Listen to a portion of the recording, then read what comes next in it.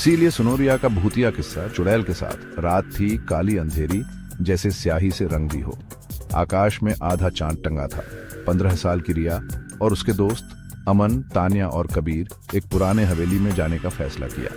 कहते हैं वहां एक चुड़ैल रहती है, जो भी गया कभी वापस नहीं आया। रिया बहादुर जैसे हमेशा अपने दोस्तों को मना लिया। जैसे ही वे हवेली के पास पहुंचे, हवा ठंडी हो गई। दरवाजा खुद ही खुल गया। अंदर से एक हल्की नारंगी रोशनी दिख रही थी।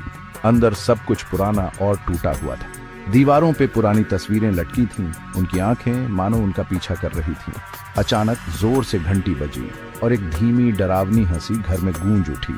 अगर ये मजाक है तो बिल्कुल मजेदार नहीं है, कबीर बोला।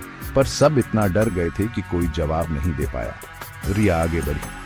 वो एक पुराने शीशे के पास पहुंची और अपनी परछाइयों के बगल में एक और परछाई देखी।